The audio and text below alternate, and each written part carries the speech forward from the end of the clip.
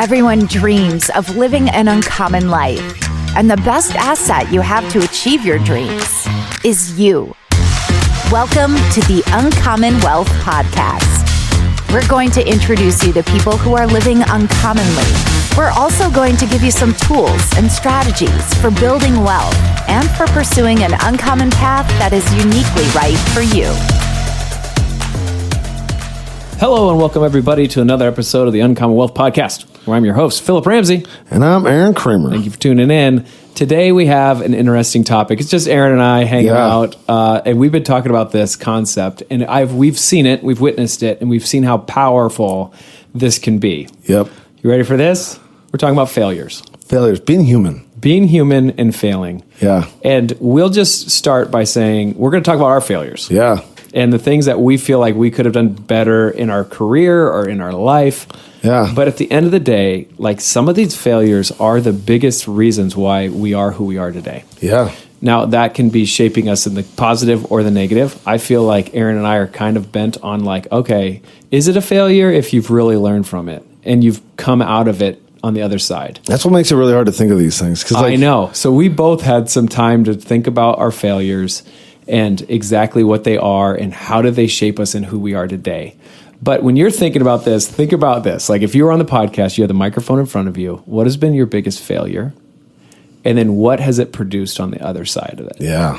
Whether it be a trial or failure, we can talk about a lot of things. But today we're talking about failures, the times when you're like, I could have done better. Could have done better. And because of me not doing X, I didn't do better, and I feel like I failed. Yeah. Now, or change the trajectory of something. Change the trajectory of what it could have been. Yeah. And I kind of keep thinking about all that. So that's what we're talking about today. This is failures. Uncommon wealth. Yeah. Let's go. All right. So I'll go first because mine's like a bigger, like, not bigger fail, but it's like fresh. Because I just realized it, like, I don't know, probably 3 or 4 months ago. But it's not as good as Phillip's. Wait, so why? Why did you think about it in that way? And like, why did it take that long? Like, what made it come to the top of your mind of like, huh? That's a good question. I was talking to a mentor of mine, and he told me, like, I had really bad boundaries. Okay. And he said, Arron, good people will even take advantage of another good person with bad boundaries. Okay. And I was like, huh.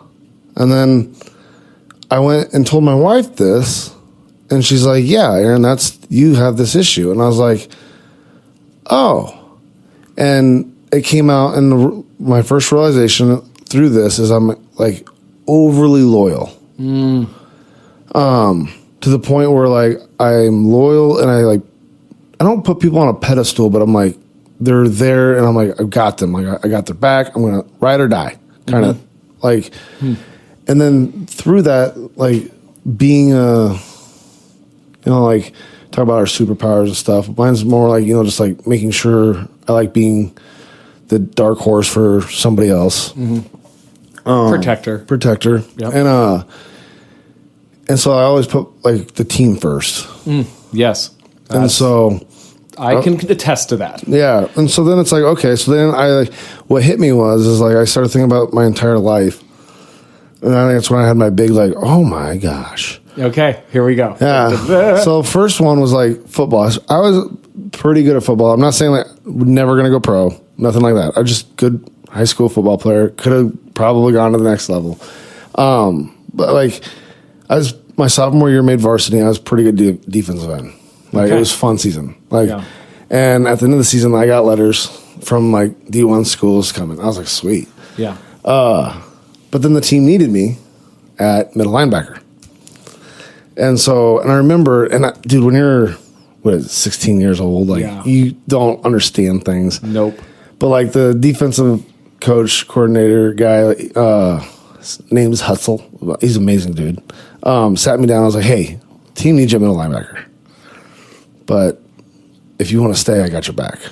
Like, I get it. And I'm like, no. Middle linebacker. My dad was even like, middle linebacker, oh my gosh. Because it's like playing quarterback on defense. Really is. It right? really is. Yeah. Yep.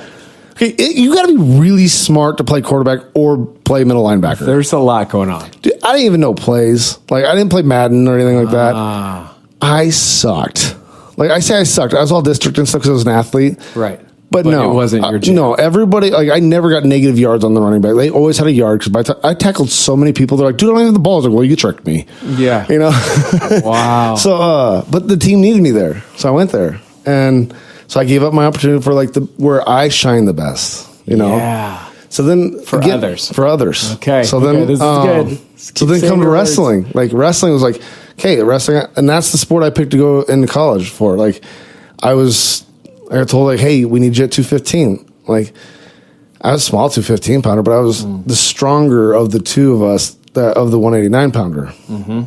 Now, I would have done a lot better at state if I went 189.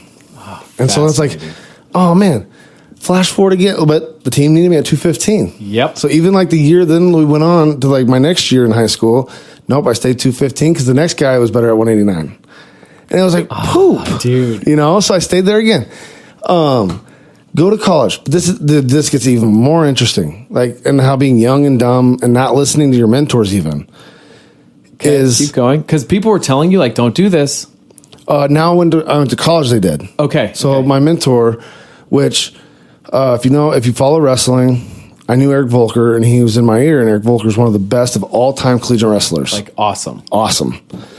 And he told me, and my head coach for wrestling told me, don't go heavyweight. Oh, interesting. And you're like, okay. It's like, and they said, like, I remember Eric telling me, he's like, you'll lose your best asset. And I was like, okay.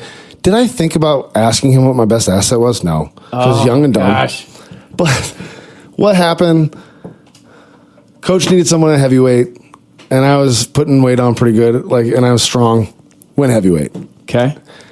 If I would have stayed with a 97 pounder, like, You would have been it would have been so much different. Wow. So you're like, another thing. Changing. I failed to like do what's best for Arron, you know? Yeah. And so anyways, so that was college. And then you get into the professional world. And again, I stayed at a firm way longer than I should have. Right. And because, like, again, I'm loyal and this is what we're doing, like pushing forward. And I even make my family suffer more because it's like of the loyalness. Right. Because I don't step up and do what's best for you. Arron. And like, and this is where you start feeling selfish because you're like, I don't want to be selfish, but sometimes there are situations where like what's best for you will also be best for the team. Yes. Right. Cause like, if you think about it, if like, I was like, I'm not saying I was, but let's use the football. Like if I was a D1 compatible at defensive end and D3 middle line, like, I'm going to shine way better for the team at the D1 spot. Right. And so I should have fought for myself. Wow. But I didn't. That's a good one. And so now, like, it's like, having healthy boundaries is like a bad one. Like, I love the quality of being a great team player and doing what the team needs me to do. But there is times where you just need to like set your boundaries and like, no, like I got to do this for me and really think through it. And that's what I'm trying to learn to do now. Like it's really shown me like, oh, it's a great thing. It's great quality. Like so it's not like a really bad thing, right? Like I'm doing good things and good things have come from it. But like at the same time, it's like, dang it, like trajectories could have been way different. It's so true. So having good mentors, asking good questions to intrigue and ask why, and then also thinking through like what's good for me, but be the best for the team could be the best for me. Yes, it's like in a different mindset, different perspective. But like not just doing like, but then like we tell our kids to like be coachable, do what's good for the team. Like don't be selfish. And I was doing all those things, you know. Now, could have anything changed? I don't know. It's always easy to look back and say, oh, if I would have done that. Yeah, you know, I don't want to be that guy, but. It is interesting when you find out it's like, no, you when your wife tells you, other good mentors tell you like, no, you have bad boundaries. Wow. You're like, dang it. Yeah. I need to work on, and then you realize it and you're like, I need to work on this. Mm-hmm. And it's not change big things about myself. I just need to like, just know critique it. Yeah. Right. You know? Yeah. We have another podcast coming up, so I don't want to talk about it too much. But when your best quality turns into like your biggest weakness, which is kind of what you're talking about. So don't talk about it anymore because that's a good one. I'm excited for that one. But Okay, why are we talking about this? Because it all matters, and we're talking about uncommon wealth. Yeah. Like, this actually really matters. When you start thinking about how you're wired or what your tendencies are, your superpowers, it all affects your life. And your life and your money and the way that you manage and the way that you do things, and the way that you organize. It all matters. Yep. So that's why we're talking about that. So, okay, through that, what do you think, like, your biggest thing that you're going to now do? One, now you're aware of it. And two, this haven't been too long ago that you were aware of it. So now you're like trying to process through, okay, how do I not do that again? Or how do I put boundaries up in order for me to be able to succeed? And if I can succeed, then maybe the whole team actually succeeds more. Yeah.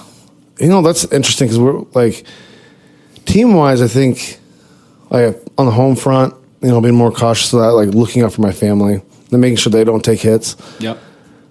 But like on our front, it's hard. Like I feel like everything's good. Like everyone cares about everyone. We're a small team, right? Like it's not we're this big organization that's taking advantage of people, right? Right. In my opinion, like because I think bigger organizations, it's really hard in our industry. Mm-hmm. Everybody wants to get paid, you know. That's right. But when we're in a small organization, like everyone has value and everyone deserves to get paid, and it's like, oh my gosh, this is, you know, again. I don't know. That's the fun part about this. I know I had a big failure, and I wish I had this big resolution for it, how I got through it. Like, I'm in the middle of it, guys. Right. Like, here I am. I'm like, I don't know what's going to come from it. I'm figuring it out. It's funny because when I think about mine, I'm like, I don't know if I have a resolution either. Yours is kind of fresh too. But yours is even bigger than mine. Like, it's a bigger life lesson than mine. Yeah. So one thing that you need to know about me is I really like to have hard conversations. I like having tough conversations. I just do. It's super quirky. It's not necessarily I like to have those, but I like that we can just address the big elephant in the room.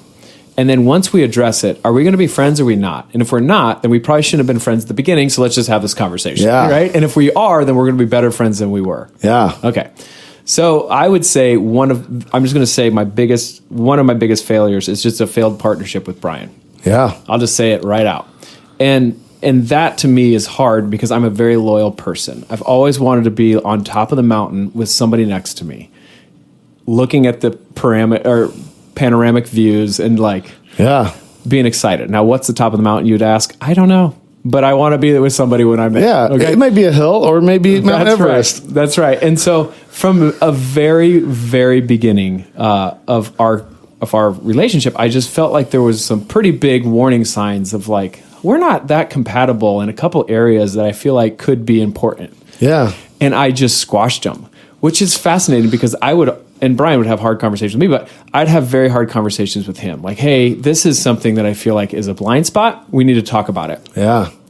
And the poor guy never really wanted that because I think he didn't have a brother growing up or sibling. Yeah. And so like it was all new to him. And I was like, well, I feel like this is my lot. You know, like I have to be the guy like, hey, might not be the best, or, you know, hey, I saw that. And he did that, I think, 4 or 5 times in our whole relationship. And every time I was like, oh my goodness, like, I shouldn't say every time, because sometimes it was like, oh, that was hard to hear. But I know a couple times I was like, I had no idea, like, that I said that joke and it didn't hit with the people and it actually offended them. Like, I had no idea, right? And so when he said it, I was like, oh, I got to go say sorry to them. And like, it was good, right? Like, it was refining and... but I felt like I was doing that a lot, and I was just in the back of my mind being like, this is not going where we need it to go. Together, you know, like, and learning from each other and challenging each other and things like that. And so that's probably been one of my biggest failures is like knowing when to trust your gut sooner. Yeah. Like, this isn't going to work, and we just need to call it what it is before we get too far down this path. Yeah. And so to me, it's like, trusting your gut more and then not worrying about the fallout or the consequences.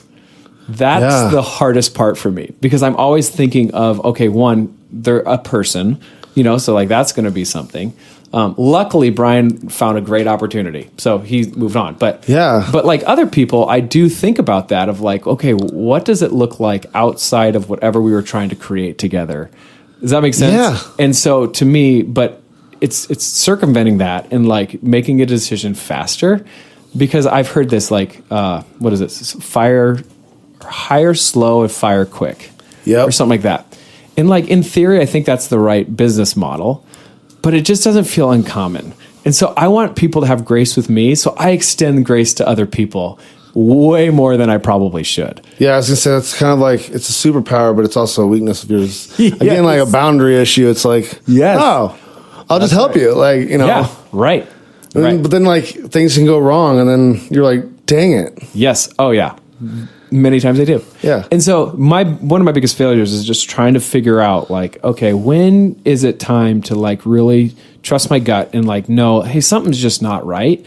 And maybe we can't resolve it, or maybe grace doesn't need to be extended to it. Just maybe we're just not in the same trajectory going forward. Yeah. And maybe you're trying to climb a different mountain when I'm trying to climb this mountain. That's okay. Yeah. But we need to address it quick, and then we need to try to just do something about it. Well, and especially if someone like, I mean, having insight on this one, it's like when the other person doesn't want to put in the work or have the hard conversation, right? Like, Yeah, right. Because like it has to be an equal partnership in having that conversation, and there has to be like, Right. I heard you.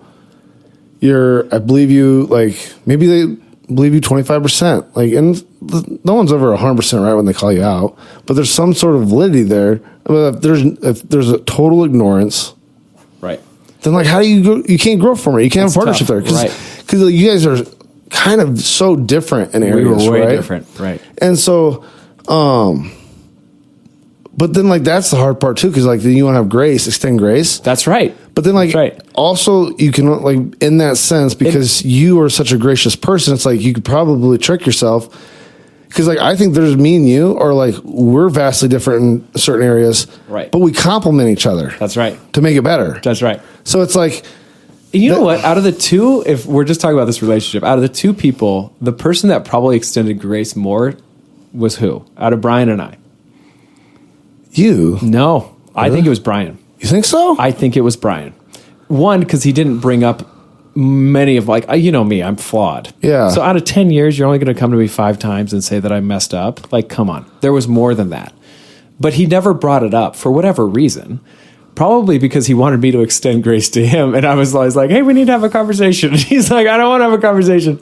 But anyway, so that's fascinating like, to think about. But like, I is think it grace or is it being a chicken shit? I don't know. But I would say that he was very gracious with me in many times. Okay. So I always wanted to just extend grace. But so to me, that's kind of my bent. I'll also say too, something that I found out that is maybe a superpower, but also can be a failure, is I'm super authentic. Whether or not you like it or not, this is who you're going to get. Yeah. So like if I'm on stage, if I'm on a panel, if I'm in front of you at a coffee, or if I'm just like by myself, this is who I am. Yeah. I'm going to be authentic. And like, I'm struggling with high blood pressure. Here we are. Yeah. Right? Like, what? Like, yeah, that's true. So I said join the club. yeah, right. Right. So how do you work with that? And I think there's some times where I'm too authentic. And like we've had this example recently where like I want to be a good business partner to everybody on the team. Like 'cause now I don't really have that business partner. I feel like you are super close. And at the end of the day, all of our team, like we're all partners. Yeah. Here. So that's how I play.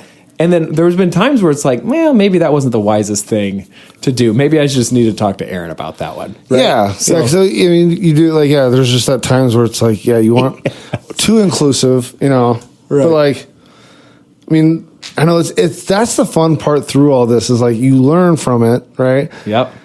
And you got to grow from it, but like you find out these areas of like, I got to navigate that different. But like, but again, right. That's why it's really hard to like think of these things, especially like this. I think it's funny that you brought this one up because it's like, to me, I'm like, it's just a growing moment. It's like right. And I would say that I feel so much better with going through that trial now. But now I don't want to make that same mistakes twice. I don't want to keep going back in this rut of like, I'm in the same mistake. I'm in the same decision. Like, and that's what I really respect about you is you're always constant. Like, I want to get better. I want to get better. I want to keep learning. I want to keep getting better. And so it just seems like no matter what the failures are, and you can probably think about that in your life, listener, but like you've become a different person because of it. And that different person is probably better. Yeah. And the only way you're going to get better is by going through these trials and like the furnace. Yeah. And in that, you're going to produce a gem. Yep. But like, this is the thing. I know we always hear people doing this, and I love this podcast because in the subject But what I want to make sure it's super clear to our listeners, like, it was not fun hearing about me having bad boundaries. Yeah, no. Right. And then realizing all the things that could have been possibly different. Like, oh, sure. That's not a fun thing to hear. Replaying your life and like, yeah, you're like, oh man. Oh, you mean I could have had a totally different shot at like playing at a higher level, or I could have done better at the level I was at? Like, what? I had big goals. I didn't reach none of them. I wanted to be a state champ. Didn't.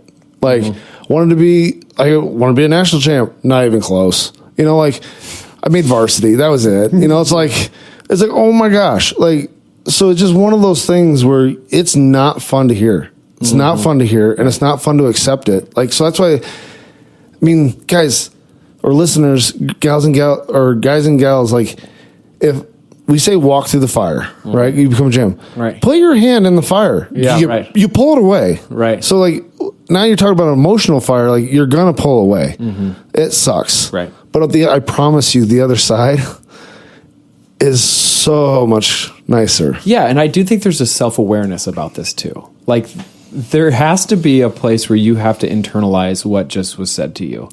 Yeah. Or if you hear or see somebody going through something and you're like, whoa, I need to learn from that. Yeah. Because I don't want to do that. And I see tendencies. I would say parenting is a really good example. Yeah. You start seeing your kids start going down the same path you did, and you're like, don't do that. Don't do that. Don't do it. Yeah. It's fascinating that you have to internalize. And I think that's what you're really good at, Arron, is like, I can do better. And I'm seeing somebody else's failure, and I can put myself in, like, I could see myself doing that, versus people are like, oh, I'm too good. I'm too good. I'm perfect. Like, I'll never go through that. That isn't the guy. That's not the gal. I know. And it's funny, like, and that's like where I was like, you know, like, maybe, I mean, I'm glad you sit there and say I'm good at that. I really just think it's because I fall a lot. Because that's like, you see these people that have like success in the beginning of their career or whatever, and everybody has a fall, right? And so, and a friend of mine and a client of ours, you know, like, she said one time, it's like, oh my gosh, like, I'm glad I'm having my falls now than later, because everybody has them, and longer you have to wait for them, the harder they're going to be. Bigger they are. If I got to fall from the mountain, I want to fall from the below, like, the, you know, towards the bottom. Yeah, I ain't falling from the top, because I don't, like, that would hurt. Oh yeah, you know, that's good. So, like, for the listeners, like, no matter where you're at, like, I mean, if you're at the top, usually you don't make it to the top of the mountain without looking at yourself. But like, start practicing this so you do fall from the bottom of the mountain, than the top. Because like, if you're towards the top, halfway up, or whatever, wherever you want to go, and if you're doing really well and you haven't had any falls yet, that means you got a tall mountain. Hang on. And that's awesome. Your mountain's much taller than mine. Right. But like, that's a much farther fall. That's a lot more stones and things to hit. Right. Think about like just Rome. Rome's like they were superpowers. Yeah. They fell. Right. Like, how do you, like, you, Man. So I do think putting boundaries in place, surrounding yourself with people who know, like, and love you, to be able to bring some of this stuff up. But then it takes a very strong person to be reflective and internalize and process through of like, yep, you're right.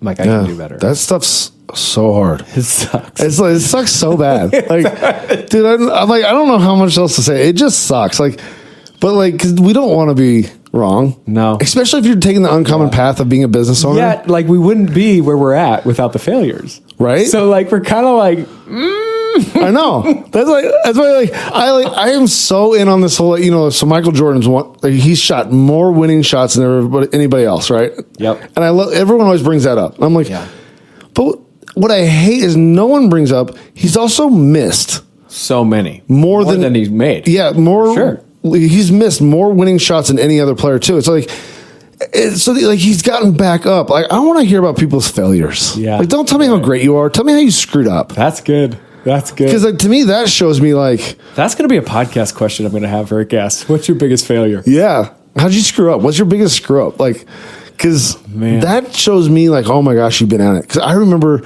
talking about this, brings up when I was newer in the business. You know, like, us financial advisors, when we're newer, like, or any entrepreneur, you got to fake it. You know, like, oh, I'm super successful, you know. And when you get around another entrepreneur, you feel like you get to let your guard down a little bit more. Yeah. And I found out really quick that you could find some entrepreneur that had been through the grind. If they were successful, they're 20 years in or whatever, you could tell that they had gone through it themselves because They would talk about it. They would talk about it, but they were so general, like, "Hey, how you doing?" Yeah. Like, Yep. no, because of course you give your normal stupid response, like, "Great." No, really, like, "How you doing?" Stop the madness. Yeah, and you're like, "Oh." Not I mean, great. I cried last night. And they're like, yeah, it's okay, man. Like, and then they tell you about their path. Yeah. You know, and you're like, so oh good. my God. And then you walk out of that meeting just like lit up and ready to tackle the day, you know, because you know you're not the only one. But then like you do find those guys like, hey, how was your like path? It's like, it was great. It's like, what was it? And then you find out like basically it's a trust fund baby that daddy gave him something. You're like, yeah, we didn't mesh, you know, but So good. yeah, failures they're amazing. They just suck. They do. Well, thanks for tuning in. You've been listening to the Uncommon Wealth Podcast, and hopefully this gave you something to smile about. Yeah. And we're all in progress. We're all trying to figure it out. And so if you feel like you've had a failure, I would say, yeah, we all have. Join the club. Join the club, but what has it produced? Yes. And so you're on your own uncommon path. We're grateful that you're listening. Thanks for tuning in. Until next time, go fail a little bit. Go fail a little bit. Go fail. Join the elite group of failing. That's right. Thanks for listening. That's all for this episode, brought to you by Uncommon Wealth Partners. Be sure to visit uncommonwealth.com to learn more about our services. Don't miss an episode as we introduce you to inspiring people who are actively pursuing an uncommon life.